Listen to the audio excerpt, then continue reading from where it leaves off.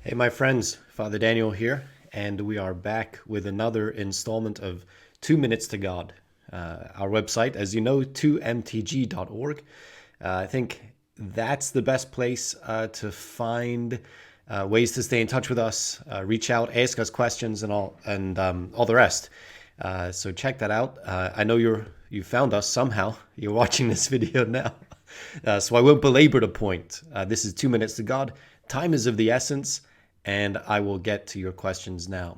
So let me see. As you remember, my friends, this is the first time that I'm giving these questions a look as I open my emails now. Okay, we're on episode 10. It's a great reminder.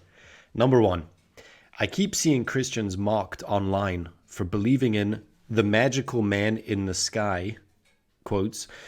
As a cradle Catholic, I have always accepted that God exists, but how do we know the whole thing wasn't made up to control people or as a way of explaining what can now be explained through science? Okay, what a great question. I love these kind of questions. These are the kind of questions that I get pinged with all the time in the school. Curious minds want to know. I think to begin with, this old trope of controlling people is such a bunch of nonsense. If you want to find people who cannot be controlled, then look at the lives of the saints.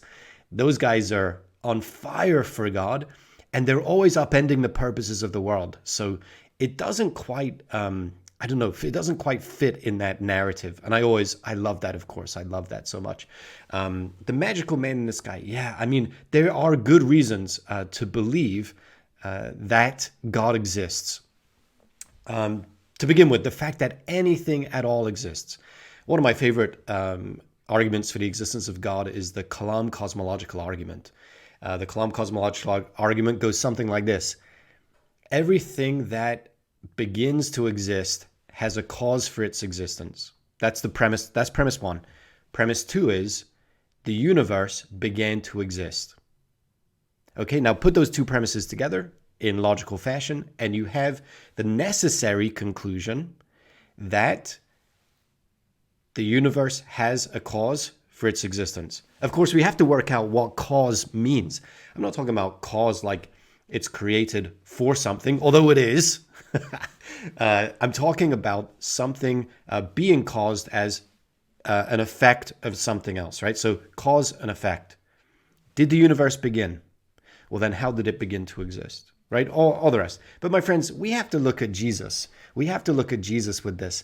And if you haven't, if this is a question that interests you, I would encourage you to take up any of the work of N.T. Wright, especially his Resurrection of the Son of God. It stands in its own class as not only an historical apologetic to the resurrection of Jesus, which may or may not prove God's existence. I think it probably does. But also a very good scholarly way to look at the historical questions surrounding the birth of the church some 2,000 years ago. So I'm out of time. I am way out of time, but that is one that interests me greatly, and I look forward to talking about that with you probably a little bit more sometime. Okay, question two. I'm engaged, and I'm thrilled to be marrying the man of my dreams. However, although we're in agreement on almost everything else, we don't see eye to eye on the topic of birth control. I believe in the beauty of the church's teachings on the subject and long to embrace a natural lifestyle. My fiance, though, believes that natural family planning will be a hindrance to intimacy. He's heard me very respectfully on the topic, and I know he'll defer to me, but I don't want him to just defer. I want him to see such an important issue the same way I do. Can you help me explain the church's teaching on birth control in a way that might persuade him? I love this question. I love it because it's got so much of the interplay of man and woman here. I get this in my own life. Can I go here? The idea that deference is not good enough. You have to want what your spouse wants. And men, let me say a word to you here. You have to want what they want for probably the reasons that they want it. Okay, so the hurdle is higher than you think. Okay, it's not just deference. So I have to say that I love this. It's a real question. Yeah, there's so much to be said there. What caught my eye was the natural lifestyle. Of course, like we're so concerned these days about what we put into our bodies. Why? How can it be that we're going to load our bodies up with chemicals that they don't need, and all for the sake of is it convenience? Is it comfort? And let me say a word now to the men, right? This is a challenge for you. Are you is your desire for quote unquote intimacy? I don't know what that means. I think it must mean something like to be able to engage in sexual relations whenever I want. Or do you respect your wife, your woman enough that you're able to live with the natural cycles of her fertility?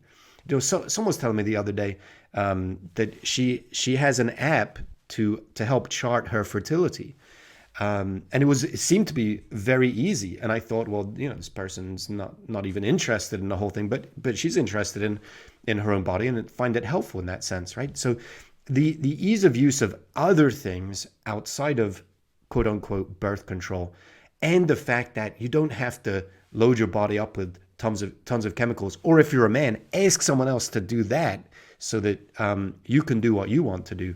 And then I think I don't know, natural family planning just seems to be exactly the right fit. It seems to be the respectful fit. It's not only the life-giving fit for marriage, it's the love-enabling fit as well.